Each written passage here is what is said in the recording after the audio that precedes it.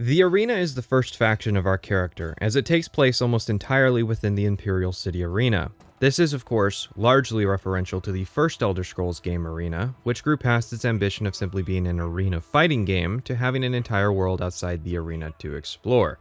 A game set entirely inside an arena would be focused entirely on combat, which arguably isn't to the strength or focus of the series. We'll talk about that in the Fighters Guild section, because it's a bigger all-encompassing problem lying before us, and there's a reason I'm putting it in this section first. The arena is a simple faction, in that it's basically a series of fights from beginning to end, with one whole quest at the end. This is fine, great even. What's strange about the faction is that despite its simplicity, it never really bothers explaining the fundamental questions of the faction, like who is the yellow team, where did they come from? They seem to share training space with the blue team, but there's only one door up from here, and Owen, the Blade Master, seems to act like there is an opposing side to us, but there isn't. We could say it's all fake, but that doesn't excuse how bare bones the faction really is. Put the raiment on, arrange a fight, wait for the announcer to finish his bit, fight, and then go and get paid. I got the faction done in 2 days. If you do it at a higher level and start as soon as the arena opens, you could feasibly complete it in a single in-game day. So while we do that, let's discuss Oblivion's leveling problem. Oblivion's leveling problem is a central issue tied to almost every aspect of Oblivion. Rather than explaining the problem outright, we're going to work backwards and start with the 3 schools of thought that exist to try and solve the problem. I should say I didn't come up with any of these strategies. This is all discourse that has surrounded Oblivion since the game came out. People have been arguing about the best way to tackle Oblivion leveling for 20 years. There's actually quite a bit written on this topic, a sign that there simply is no consensus on which school is the best. The first school of thought is simply to ignore the problem. Just play the game. It sounds like a good platitude, definitely something a smug person would say. I bet it looks fantastic on a Twitter post. Indeed, this solution has its benefits. It takes the least thought on the part of the player in terms of their character building. After all, the goal here is to create a system where the player is defined by the skills they use in the game. But the problems become apparent pretty quickly. This has to involve scaling, which is not in fact the biggest problem with Oblivion, although its implementation is definitely a major contributing factor to the leveling problem. Enemies on the road of Vardenfell were scaled, although in Morrowind they were called leveled enemies, which are displayed by these ninja monkeys in the editor. It's why at level 1 you'll encounter a Scrib or Quama Forager, and later you'll encounter higher level monsters like Elites or Kagutis at the same exact spot. But most of the enemies in Morrowind dungeons were at a static level, so they would be a consistent challenge across multiple characters. It's so subtle that people are prone to making the mistake of claiming that Morrowind has no level scaling at all. This is actually the same scaling system that Oblivion would use. Oblivion just implemented it for everything. And in my opinion, the premise is sound. I don't really have a problem with escalating the threats of the world relative to the player. In Morrowind, enemies would have set levels, so if a low-level player wanders into a high-level area, they'll probably just get killed, and I think that's great because it makes the world feel more lived in. If a bunch of powerful mages are living in a ruin, then they should handily stomp some normal low-level guy who wanders into the area. The way that you make that work with scaling has already been done in Skyrim with the Dragon Priests. These enemies are relatively tougher than everything else around them, so you get the benefits of having enemies be around the same level as the player, while also preserving the fact that some people in the world should stay relatively powerful. The reason scaling largely doesn't work is due to the bracketing system. Rather than a smooth transition, enemies are instead staggered every 3 or 4 levels. This leads to a flow where you start a bracket weak and then get decent against a bracket, only to reach the next one and face a new set of enemies that are, relatively, stronger than the previous bracket's weak stage. You'll spend several levels easily beating on imps before hitting level 8 and running into trolls, who are both tankier and do more damage. By the time you get decent at fighting trolls, they'll be replaced with minotaurs, who are, relatively, tankier and do more damage, who get replaced by ogres, who get replaced by minotaur lords. I've used the word relative several times, and I want to be clear on what it means. Trolls do more damage than imps, that's a given. But they also do more damage relative to what imps did at their respective point in the bracket. An imp probably won't one-shot you when you first encounter them. Ogres and minotaur lords can when you first face them. If you ignore the leveling problem and play how you want to, you'll quickly be overwhelmed by the scaling difficulty of enemies as their damage and health outpace your health and damage. You can solve this problem by turning down the difficulty gradually.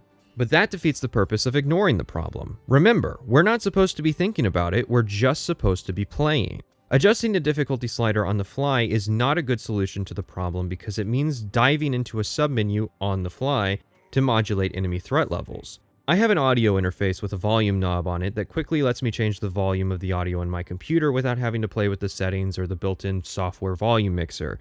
I kinda wanted one of those, but just tied to the difficulty in Oblivion. See, the problem can't be solved by turning the difficulty down to easy and just playing that way. Remember, skills level as you use them. What you're seeing on screen is the number of times you have to use a skill in order to max out its level. Base is the default if the skill is not part of your major class or specializations. Major skills are the skills that are part of your class, and specialization are the skills that fall under the part of the RPG trifecta you chose. So, for example, for me to raise my blade skill, which is not in my character specialization or his major skills, to 100, I would have to land 20,435 blows. Now, if I lower the difficulty to the bottom, almost every enemy in the game dies in 1 or 2 hits, delaying my progression that much more. I spent the first hour of the game running around Lake Rumari, picking Nernrit and punching mud crabs to train my hand-to-hand at high difficulty, because in order to train effectively, I need the crabs to survive several hits. And enemies vary wildly in their health. The difficulty that is ideal for fighting monsters and undead is way different than the difficulty that is ideal for fighting conjurers or necromancers. See how much we're thinking about the problem now? So the next argument will be to simply ignore the leveling and keep the difficulty down. But that doesn't work as well because some mechanics are tied behind perks which unlock at higher levels. And ignoring the leveling means we enter another school of thought when approaching Oblivion's leveling problem. The only winning move is not to play. See, a solution to this problem of enemy escalation is simple: don't level. If you watch a video of someone playing Oblivion and they always have this icon next to their compass, it means they're practicing the school of thought.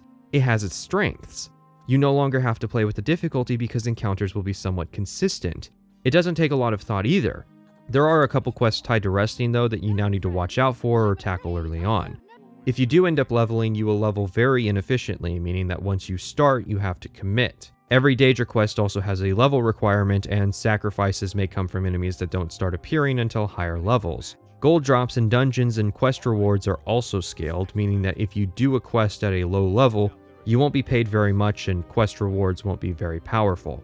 Sigil stones and soul levels will also be restricted here. The most powerful effects only start appearing at level 17, and access to Grand Souls for custom enchantments will be extremely limited. And you'll be fighting the same couple enemies for dozens of hours.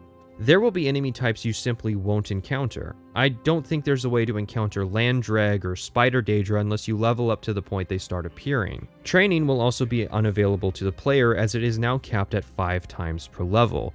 This means some of the more tedious skills to level will either have to be done by hand, fortified during use, or just flat out ignored.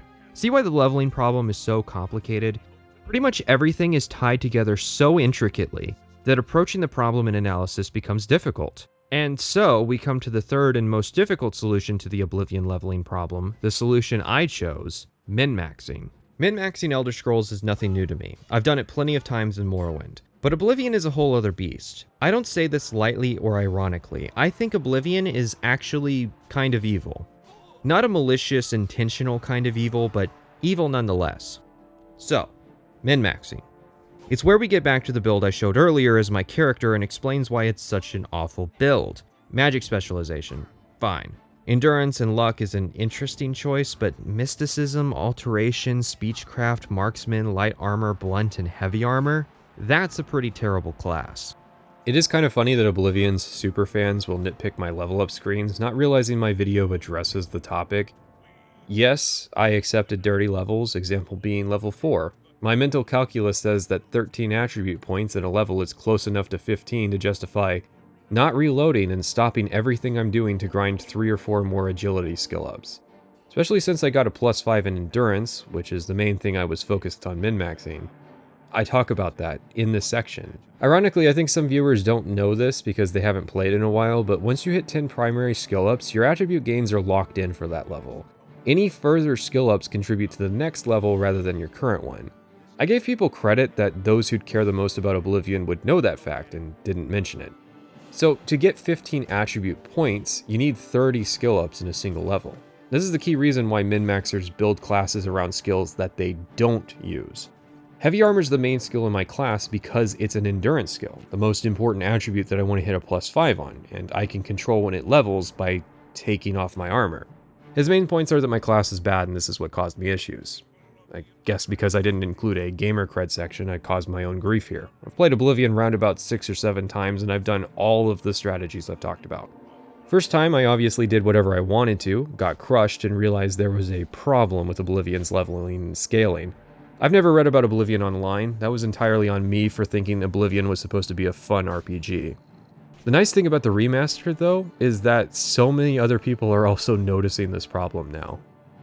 Next run, I stacked a single offensive skill as high as I could in character creation and only used that. It made things easier, but the gameplay was not better. At this point, I learned about the no leveling strat and started a new run.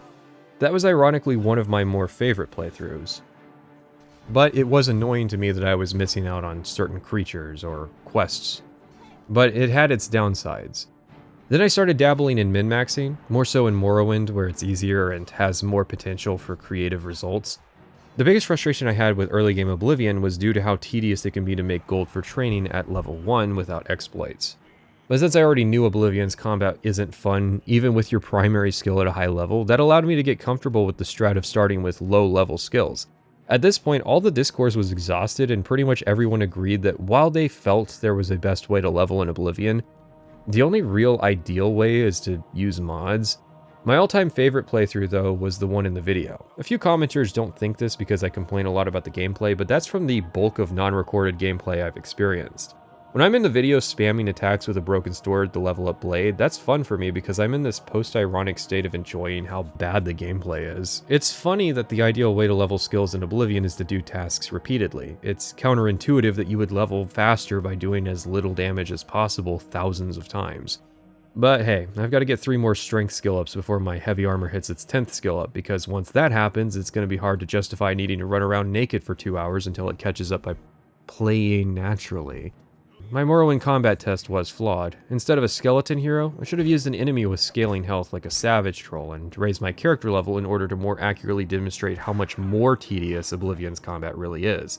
I don't think my example is tedious enough, and in turn, that means people might have actually been able to tell the difference, because the high-level gameplay would have obviously been the one that looked way more annoying. The first rule of min-maxing in Oblivion is to throw away the notion that the abilities you plan to use are in your class. For the early game, I was intent on using heavy armor, hand-to-hand, and conjuration. I find that to be a fun combination, yet only one of those skills is in the major spec category. Heavy armor is a skill which falls under the endurance attribute. This is important because heavy armor is effectively being used to control the rate at which I level. It being the only skill I primarily train means I can regulate when I level, allowing me to maximize each attribute allocation. When you level, you gain points to invest into your attributes. In a sense, attributes are like skills in that you raise them by using the skills that belong to them. Endurance is the most important attribute in Oblivion, as it controls the rate at which you gain health. The health you gain per level is your endurance value divided by 10, so if you start at an endurance of 30, you will gain 3 health per level. What this means is that a player who doesn't raise endurance because they are magic or stealth focused will not only have less health than a player who does train endurance, but significantly less health. A Breton starts with 30 endurance, a Nord starts with 50. If the Breton player ignores endurance until last, he will be at a significant disadvantage in terms of health compared to the Nord player. Normally this isn't significant, it's not a multiplayer game, so balance doesn't matter. In fact, this is exactly how it worked in Morrowind as well, and it's widely considered not to be a major problem towards that game's leveling system. The difference is that because the enemies of Oblivion scale to both the Nord player and the Breton player at exactly the same rate, and arguably the threat somewhat outpaces characters who don't level endurance, that health disadvantage becomes an extremely noticeable problem. The way this problem manifests is that players who don't min-max their health are going to start noticing enemies that can one-shot them. Min-maxing in Oblivion will require leveling endurance by 5 points per level until you reach the maximum of 100. In order to gain 5 endurance points, you will need to train an endurance skill 10 times per level. Endurance skills are heavy armor, armorer, and block. By controlling the rate of levels with heavy armor, I'm effectively ensuring that each level will raise my endurance by 5 points. At this point, you may be breathing a sigh of relief that I've now explained the problem. Well, don't, because there simply isn't a fast way to explain this problem, and we are far from done. Endurance is only part of this puzzle, solving in part the amount of damage we can take from monsters. The other half is the damage we do to monsters. It's all well and good to be able to take hits, but if we can't do damage to match, then the fighting is going to turn into a slogfest. So, you first have to decide what the primary mode of combat you are going to engage in is going to be, which is 3 categories: magic, archery, and melee. I'd rather put these in their relevant sections, but I have to touch on them here because Oblivion is so interconnected and this problem really does absolutely touch everything in this game. Magic is simplest. There is no way to increase magic damage via leveling. Yes, really. In Morrowind, skills and attributes were irrelevant to the raw damage a spell does. The way you do more damage with magic is to make more powerful spells. The way you successfully cast more powerful spells is to be better at the magic skill, attribute, luck, and to have a high fatigue. This was changed in Oblivion to address a few things. Spell chance has been removed. There is now a 100% chance of success when casting spells. That change by itself in Morrowind would mean the limiting factor of magic would be magicka, so to compensate, Oblivion added a tiered system of magic to the game. For instance, if you don't spec in destruction magic, then you'll have a novice level in the skill and be unable to cast the apprentice level spell, Flame Touch. Having enough magicka is not a factor in being able to cast the spell. It doesn't matter if you're the apprentice or the Atronek or an Altmer of Breton, if you don't have the skill, you can't cast that spell. So in summary, if you want to do more damage with destruction magic, then you need to level destruction up. Every 25 levels will unlock another tier that does more damage. Willpower is not a factor, and now all it does to influence your damage per second is how fast magicka regenerates. Unless you pick the Atronek sign, in which case willpower is a dump stat. Intelligence will determine your maximum magicka, which can throttle what spells you can use, but since magicka regenerates now, having a large pool isn't as big a factor as simply having enough. Alright, so problems. First, the tier system means that you'll be doing the same amount of damage with spells for a long time before seeing a significant change each time you level. Meaning, if you want to be able to really use magic, you're going to need to use it constantly to make sure it's keeping up with the enemies of the world. Second, destruction and restoration. The two skills which can do damage directly are both willpower skills, meaning that if you want to raise intelligence efficiently, in addition to endurance, you're going to need to use an intelligence skill a lot, as well as raise your magicka enough to use those better spells. Third, spell costs in Oblivion are way higher than they were in Morrowind, probably because magicka now regenerates during combat. If you build the exact same character I did between games, in Morrowind you'll have around 175 magicka, while in Oblivion you'll have around 300. In terms of two spells that do the same amount of damage, however, things wildly differ. In Oblivion, the Flame Touch spell does 25 points of flame damage on touch, costing 46 magicka at destruction level 33. The exact same spell in Morrowind costs 12 magicka at every destruction level, as magicka cost in Morrowind is determined by spell effect only and does not factor in skill levels.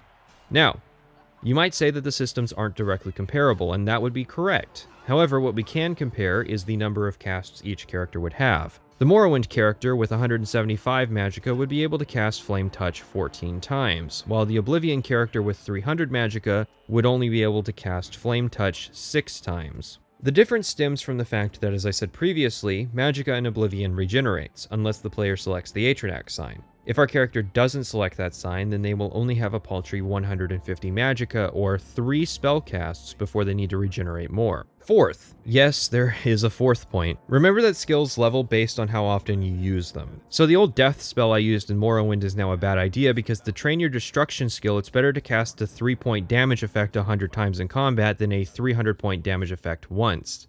Not that you would be able to cast that spell anyways, and the limitation of training means we can't boost our magic skills to get up to that point, so it's just not an option. The main takeaway is this. If magic is the way you want to play, you'll have to use it constantly at a difficulty level that allows you to cast a lot but not take too much damage. You'll likely want to efficient level intelligence and willpower in addition to endurance. Oh, we'll get to that. Next, archery. Archery damage is mainly determined by the cumulative weapon rating of the bow and arrow, which itself is determined by agility, marksman, and the durability of the bow. You can see it displayed in the following formula. Weapon rating equals base weapon damage times open parenthetical. So, if marksman is the way you want to do damage, then you can simply focus on using bows, which will improve your marksman skill, which in turn improves your agility. You'll want to raise your agility 5 times per level in addition to endurance, which means you'll probably need to supplement your agility by using sneak and security. Like destruction magic, hitting more often is more important than hitting hard, so I would avoid the temptation to use poisons or to even use sneak attacks, which may seem odd, but it's important to remember that sneak attacks do not in fact level up your sneak skill, and you'd be doing more damage, which would mean less hits, which would mean less levels. Finally, melee combat. This includes blades, blunt weapons, and hand-to-hand. Melee combat's similar to archery in that damage is determined by weapon rating, which is determined by strength, blade, or blunt, and durability. Hand-to-hand has a separate formula, but otherwise functions the same aside from durability, obviously. So for melee fighters, leveling strength and their skill of choice as fast as possible is important. You would focus on using your preferred weapon as purely as possible, as well as trying to land as many hits with it as possible without dying, so no stealth or power attacks and no poison. You would also want to use a one-handed weapon as they will swing faster and thus level quicker. Melee weapons take the most amount of uses out of all of the offensive skills to level, but are also the easiest to spam to level. You can land 2 or 3 blows in the time it takes to cast a spell, and 4 or 5 in the time it takes to fire and hit a target with an arrow. Melee fighters have the added benefit, or potentially detriment due to leveling their preferred armor class when fighting. Oh yes, friends, the well goes even deeper. See, it's possible to level a skill too quickly in Oblivion. Confused? That's normal when I tell you in a game where leveling your skills is the primary focus that it's possible to level too quickly. See, heavy armor is the main attribute we're leveling in order to raise endurance to get as much health as possible. The problem is that once we hit that 10th heavy armor level, attribute points will stop raising for the next level. If you realize the implications of this, the migraine will soon set in. This is why I call the system evil.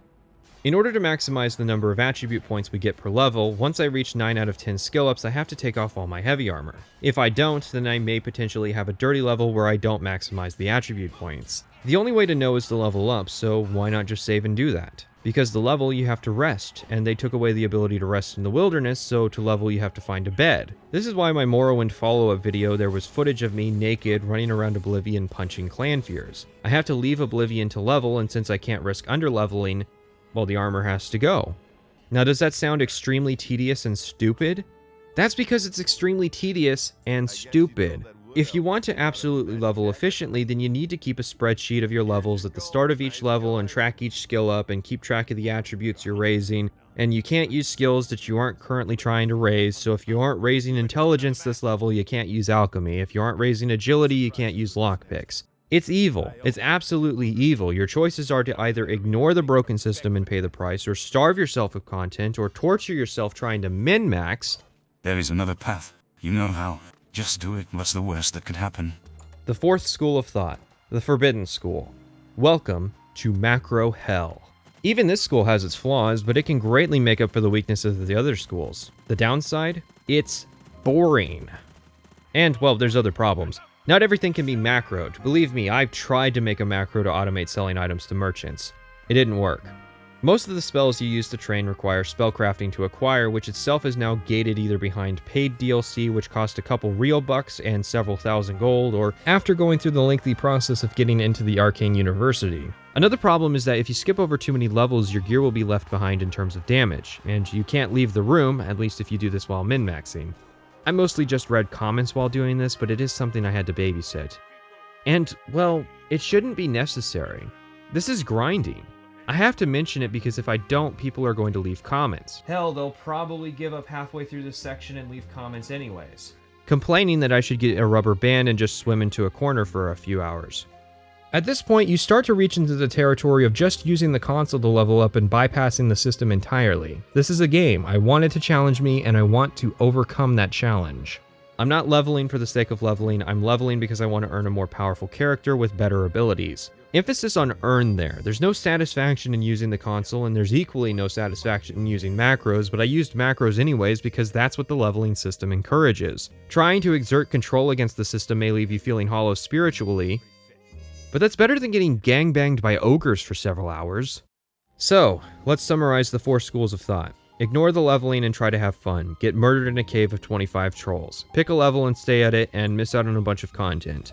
Min-max like crazy and pull all your hair out when athletics increases on an off level and you realize you have to walk everywhere. Cheat or cheese and begin to question why you're even bothering to play the game in the first place.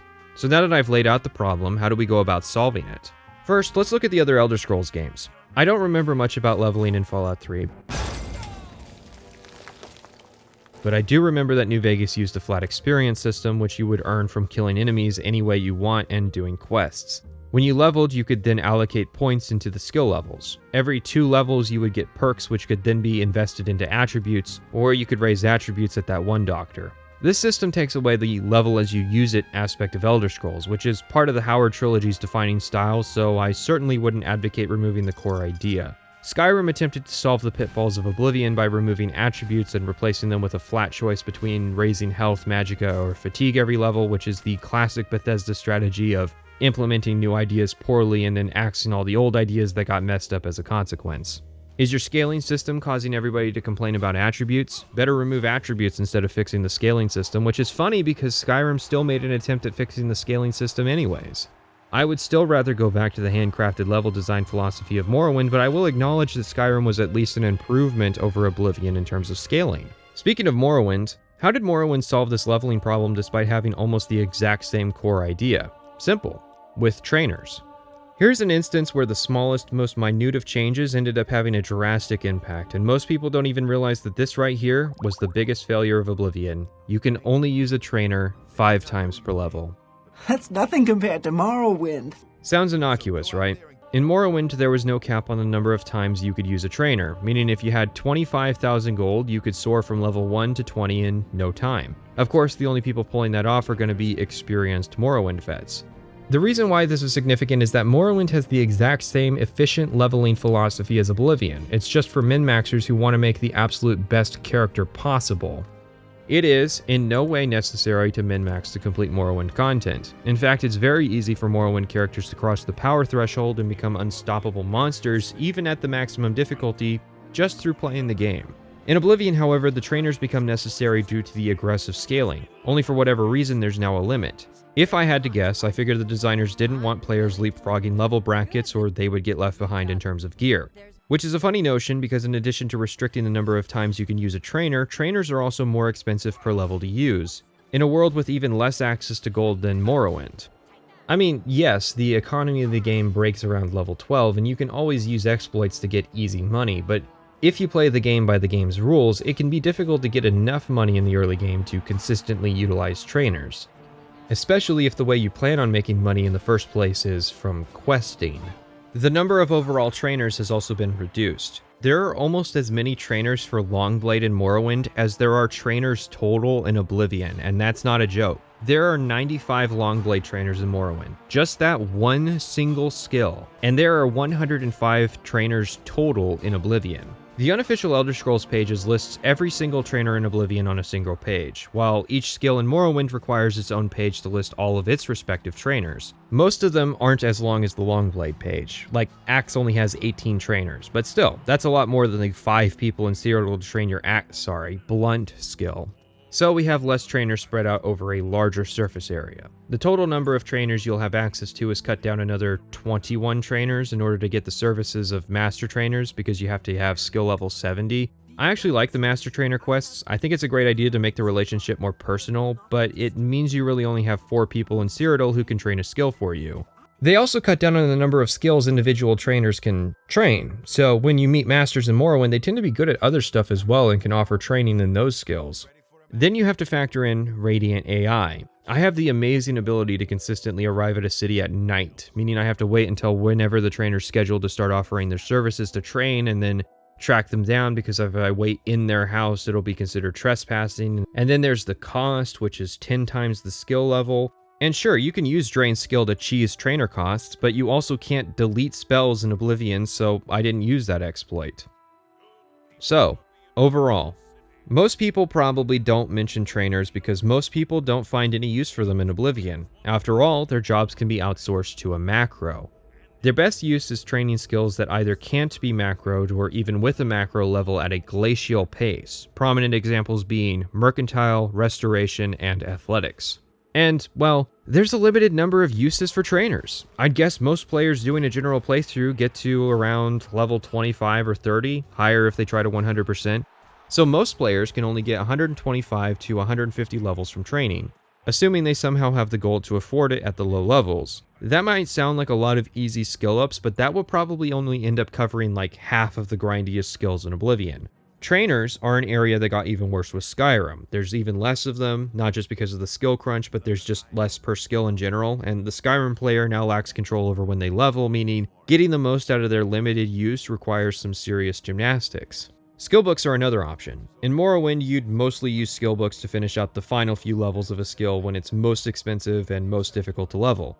Arguably, their usefulness in that respect means they're worth saving until much later in the game, and I would end up forgetting to use them. Saving skill books in Morrowind is easy though, at least on PC, because you can pick them up without reading them. Well, you can't do that in Oblivion, although the ability did return in Skyrim if you ordered a follower to pick the book up for you. So I'm guessing the idea is that skill books are meant to be an immediate leveling reward for an area, but that idea doesn't work. Okay, so in Oblivion, I need 254.9 experience to level restoration from 99 to 100. Doesn't sound bad until you find out that each restoration spell, regardless of effect, gives you 0.6 experience. That is 425 casts of restoration spells. Or I can get my hands on the book Withershins or 2920 Rain's Hand and skip all that. If I had used that at restoration level 25, which requires 54 casts to raise to 26, then that would obviously be wasteful.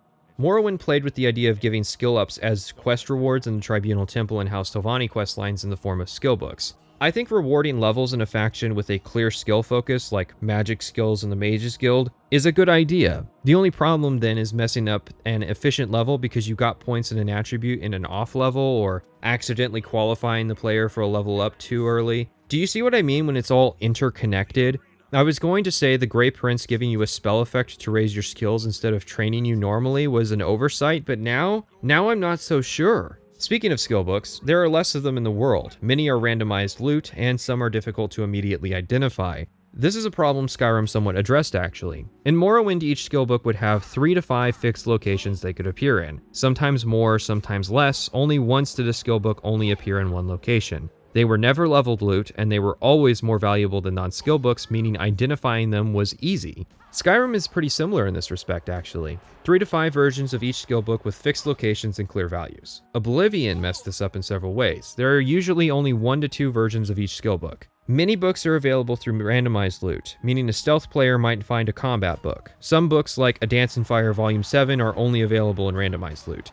Book values are also not consistent. Most of the time they're valuable, but sometimes you get a book like The First Hold Revolt, which will blend in with other book values at its low price point. For the coup de grace leveling, you have to consider all of this information, all of it. All of the formulas and XP values and charts and trainer locations and different philosophies and essays. You take all of that and you try to cram it into an Oblivion playthrough. You'll forget to use a trainer here, you'll accept a dirty level there. At some point, you'll probably break down in macro a couple levels or just turn the difficulty slider down to try and experience the world that we haven't even really gotten to yet. And you'll realize you did all this to get a character that can kind of handle enemies at medium difficulty without making you want to gouge your eyes out and check yourself in at a mental hospital. You'll look to the sky and wonder how a benevolent being could permit such an atrocity to pass QA.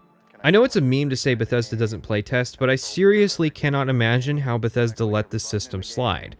Did nobody play the game for more than a couple hours? I love the Making of Oblivion documentary because it shows level and world designers, but do you know who it doesn't show? The guy responsible for this. Wait, no, it does. He's right there. He's hugging Terran's stamp and showing off how big his cock is for getting 3 celebrities in the game and calling it a star-studded cast. And the E3 demo. We'll get to that later. What, did you think I wasn't going to mention it?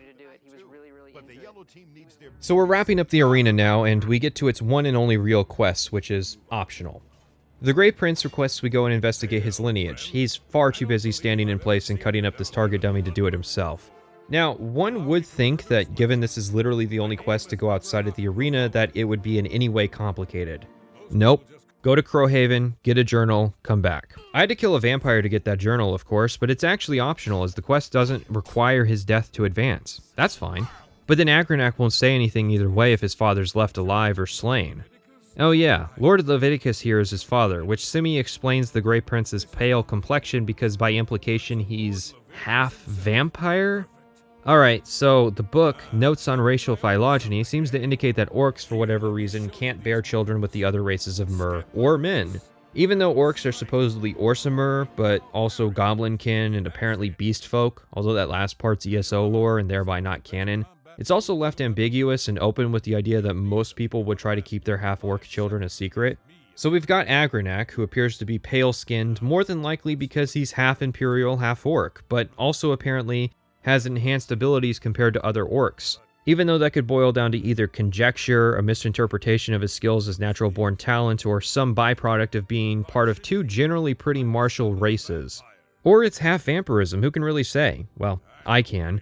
He's distressed at the news of being a descendant of a vampire, so that probably indicates that he hasn't been feeding on people this entire time. Even though he is an arena fighter and lives in a place called the Bloodworks, he has no weakness to the sun, although I guess photosensitivity could be in play, but then again, that's a pretty bad condition to have if you're an arena fighter. And he doesn't turn to vampire dust when he dies, but maybe half vampires don't.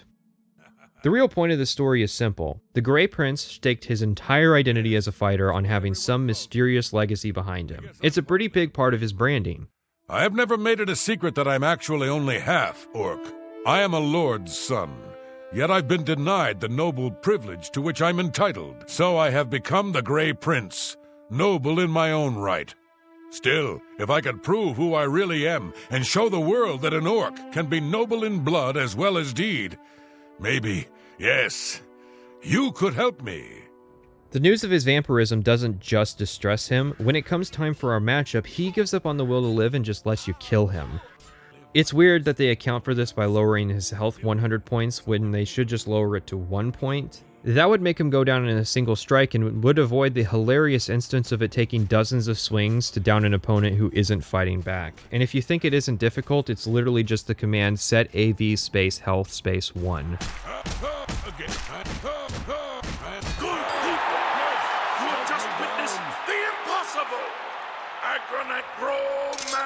Has been defeated. I say again, the Grey Prince has been defeated. Behold, the new hero of the people of Cyrodiil. Behold, your arena grand champion, the Divine Avenger. In the unpatched version of the game, if you kill Agranak after revealing the truth, it's counted as murder by the game. Before we take the title, we get our own custom title we get to pick from. I chose the Divine Avenger for various reasons. It's not a big deal because after you defeat the Grey Prince, all you fight are leveled monsters with the same one line every time, so being the Divine Avenger is really nothing special. Afterwards, we get an upgrade into the Raiment of Valor. The raiments are sort of a twist on the uniform idea from Morrowind, where you're required to wear a uniform to do the Imperial Legion content. You can actually get expelled from the arena if you remove your raiment in battle twice. The first time effectively functions as a free battle skip, but you won't really need it. There's a pretty big problem with the Raiment of Valor, which has to do with how armor works in Oblivion. Oblivion cut down the number of armor slots from Morrowind. Morrowind had 2 shoulders, 2 gloves, a chest plate, a shirt, greaves, pants, a skirt slot, boots, a helmet, a belt, an amulet, 2 ring slots, and a shield. Oblivion cut this down to chest, legs, boots, gloves, helmet, amulet, 2 rings, and a shield. The raiment takes this further by filling the chest, legs, boots, and glove slots. In order for it to be good, it has to make up for being armor in all of these slots. The heavy raiment has an armor value of 20. If we use the worst heavy armor in the game, the Rusty Iron set, the chest, greaves, and gloves add up to a cumulative armor rating of 18. There are no Rusty Iron boots, so we move up to regular iron boots, and then the cumulative rating of the worst heavy armor in the game is at 22, compared to the Heavy Raiment of Valor's value of 20. It gets better. If we compare the weights of these pieces, the raiment has a weight of 72, while the combined weight of the Rusty Iron armor set and the iron boots is 63. The enchantments are similarly dubious. Fortify Personality is, without any question, worthless in Oblivion. It seems like a reward idea held over from Morrowind, like the armor is fortifying your personality because you're a celebrity kind of meme, or vice versa. But the arena awards a point of fame for each combatant you beat, and you get 3 points of disposition for every 10 points of fame, whereas you get 1 point of disposition for every 4 points of personality. So if you do the math, the actual fame rewards of the arena results in a higher disposition boost than the armor. Fortify Athletics doesn't make up for the increase in weight, and Fortify Health and Fatigue don't make up for the penalty to armor rating. Remember that we're talking about how the raiment compares to rusty iron gear here. A steel set has a cumulative armor rating of 27, and Blackwood gear goes up to a cumulative rating of 32. Those are both easy sets to get your hands on early, and the only downside is they're heavier at 73.5 and 94 pounds. Yes, pounds, respectively. Now, that's the heavy armor set. The light armor set fares better with an armor rating of 15 versus the light armor at 14.25. You have to get past fur and leather to chainmail armor to get better gear, so it can last a while longer, but chainmail still shows up pretty early in the game. However, it bears mentioning that without the unofficial patch, the light raiment has a health value of 100, meaning that it will break within a couple swings. After you get the raiment, you find out what the end game of the faction is. This is actually a faction where you aren't technically the leader. Who exactly that is, we never find out. But we are the Grand Champion, which in the game files is the highest rank, a rank we share with Owen, the Battle Master, but not Isabel, the Battle Matron, and our new manager. We have a manager, but don't worry, she isn't going to send letters asking why we haven't been showing up for the weekly exhibition matches. Because there's nobody to fight us. Because we apparently killed all the voluntary fighters, which is kind of weird, but sure. I guess nobody new was signing up to the arena after seeing a guy go 27-0 in 2 days. So instead, the arena is paying guys to wrangle us some monsters, and we get paid depending on the number of critters we fight at once. Don't get excited, it maxes out at 3. The monsters are leveled, and so is the gold reward we get paid, so you'll go from fighting wolves to minotaurs and wonder how the hell they captured a minotaur. It's also weekly, so you have to remember to go do the fights as well. Isn't there something important we're supposed to be doing? Our final reward is just outside, however, the Adoring Fan. Wow, you're the Grand Champion. I saw your fight against the Grey Prince. You're the best. Can I follow you around? I won't get in the way. Golly, you're the best. I'm going to follow you and watch you and worship the ground you walk on. Let's go. You're a perfect person for a guy like me, and your eyes are shiny like you don't see. I wish you could be mine for eternity. Could you please be mine? Hey, are you trapped? There were only a couple escort missions in Morrowind where you could get a companion. Oblivion would greatly add to this number, although most of these quests will remove your companion afterwards. Still, there's a few NPCs which exist for the express purpose of serving as full-time companions. The mechanic is, it's not quite there yet. Fallout 3 would overhaul followers, which translated to Skyrim. Followers don't attempt to maintain their gear, and getting them better equipment is a hassle with various restrictions because you can't just trade gear with them. They also can't serve the utility purpose of carrying loot, contrary to what the Adoring Fan says. Can I carry your weapon? Still, his uselessness as a follower combined with his voice and goofy appearance tends to lead people recording videos of themselves knocking him off of Dive Rock. He responds, though, a specter of the man you killed with all the same functions. Yes. Oh, great and mighty Grand Champion. Is there something you need? You. I've seen you. Let me see your face. You are the one I killed. All right, then. You're the Grand Champion. Whatever you say. Most NPCs in Oblivion are essential, but not followers. If you bring one with you, you now have to worry about them getting one shot by ogres as well. And I'd rather not. I suppose I'm somewhat expected to propose fixes for the arena instead of just leaving it broken by the side of the road. The problem is that my fixes would mean a fundamental change to the arena, which I'm usually not comfortable doing. I like to fix quests by preserving the writing, changes that would still tell the same general story. Other than a fundamental rewrite, I could propose something that keeps the same general structure, but with a lot more features to make the faction interesting. Before we start, we have to talk about the original Arena faction. Given there was an entire game about this premise, it was only logical that Bethesda wanted to celebrate the legacy of Elder Scrolls with the Arena. However, according to the cutting room floor, a bulk of the Arena content was cut in favor of saving file space. So what we got was a neutered version where the Coral Arena was transplanted to the Imperial City. Look, there's an arena you can see in Bruma in the trailer. There's a destroyed arena in Kvatch. However, the cutting room floor then spins it into this ironic twist of fate where unnecessary file space was wasted on the former male Breton voice actors' lines, which was originally Wes Johnson and later Ralph Cosham, resulting in thousands of wasted voice lines.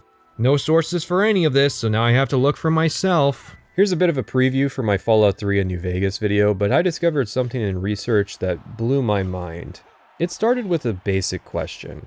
How is it that Fallout 3 and New Vegas came out on the same disc format for the Xbox 360, yet New Vegas has 15,000 more lines of dialogue packed into a smaller voice file? You might say that the discs got better, and they did, in 2011, after New Vegas was released. Both games are the same file size. I took a look at 2 lines the same length from both games and found my answer. New Vegas lines are 1/3 the file size compared to Fallout 3 for the same duration, because New Vegas compresses its dialogue to 35 kilobits per second, compared to Fallout 3, which does 70 kbps. This is not a noticeable difference on most audio hardware, but as a result, New Vegas fits 30% more dialogue onto the disc. I looked deeper and found that the same audio compression standard is in Skyrim. Skyrim came out on the bigger discs, so it was able to fit more dialogue as a result, but Oblivion? Well, it was smaller, 64 kbps, since it was saved in the MP3 format. They switched from MP3 to Vorbis with Fallout 3, which is a more efficient compression method, but they could have done that with Morrowind. Let's just say that overhead of being able to fit 30% more dialogue on the disc in exchange for audio compression would have easily given them enough room to fit the entire Cut Arena faction and have all those Wes Johnson Breton voice lines on the disc with room to spare. First of all, I find it an extremely dubious claim that all of Cyrodiil cities had unique arena areas that were covered by only 800 voice lines. I unpacked the BSA files which contain the voice lines in Oblivion and deleted all the lip files which just tell the NPCs how to move their mouths, and that totaled the voice line count in the base game at 39,000, which Bethesda had to cut down from 70,000 in order to cram it all into a single DVD for the Xbox 360. Second, let's just assume that there's an entire faction that was cut for the benefit of fitting on the Xbox 360. Sounds like a good narrative to run, right? About the staple PC role-playing game compromising to work on an inferior console. Because voice lines in the file structure start with a prefix designating what content they correspond to, it's easy to total up the voice lines for each faction. The Thieves and Fighters Guild both have 1,757 lines. Yeah, both of them apparently have the exact same number. Explain that, atheists, because I can't. The Mages Guild has 2,745 lines. The Dark Brotherhood has 2,526 lines, and the main quest has 3,061 lines. The arena has only 641 lines. Oh, but I've deceived you, because in the Mages Guild count I've included the super essential narrative voice lines of the lectures given at the university that I don't think I've ever seen a single reviewer mention. That's 383 voice lines right there, nearly half of this apparently complete and fleshed out faction. Third, and finally, I can't find any trace of these Wes Johnson Breton lines just sitting in the files taking up space. It's probable he did voice some Breton lines at some point, given he was the Morrowind voice actor for the Bretons, but this idea that there are just thousands of unused voices just sitting around when we know that Bethesda went on a tear purging unnecessary lines to shed Oblivion's water weight is simply improbable and needs to be proven if you're going to claim it. Since I released my video, some Wes Johnson Breton lines have been found. A whole 25 are on the Cutting Room Floor wiki now. Well, at least they took down their claim of thousands of lines still being in the files, but there's a mod that restores some with like 89 lines in it. Finally, I dug for and found an obscure 700 view video that I was linked 3 years ago that has 2 hours of dialogue in it, but no line count. I unpacked the BSA again and grabbed just the voice lines in Voices-1, which is the Argonians, Elves, and male Bretons voiced by Ralph Cosham. Their lines, plus the files for controlling their mouth movements, is 751 megabytes. The runtime of all audio in this file is 23 hours, 53 minutes, 51 seconds. Assuming every second, including the time spent running around in the video, is dialogue taking up room, we can solve for X and get the total file space lost from this 2 hour, 17 minutes of video is 71 megabytes. I mean, if every single Ralph Cosham line has a redundant Wes Johnson version, it would still only title 117 megabytes, given that's how much space the Cosham Breton lines take up already. So yes, there are some redundant voice lines in the files, but it's still a far cry from enough that the magic 800 arena lines could have been left in. This is an upside of my work though, because I made my video some people started digging and now we're closer to the truth. It's likely someone found and identified some of these files a while ago, and through a game of internet telephone the numbers over the years got warped and exaggerated, and then mixed with the anti-Bethesda sentiment into a falsehood. But videos like mine get to serve as an opportunity for such things to be corrected. I mean, there are unused lines in the game, like these holiday lines, but according to Pete Hines, something we dig in Daggerfall, which is holidays. So different towns in the game will have different holidays at different times of the year, and horse armor. So you can own horses in the game, and one of our downloadable things, so you can buy different kinds of armor to put on your, you're riding around, you got all this cool Daedric armor on, you want to have something cool for your horse, so you can buy this downloadable stuff that'll let you go to different places and buy armor for your horse. And that brings us to our final point.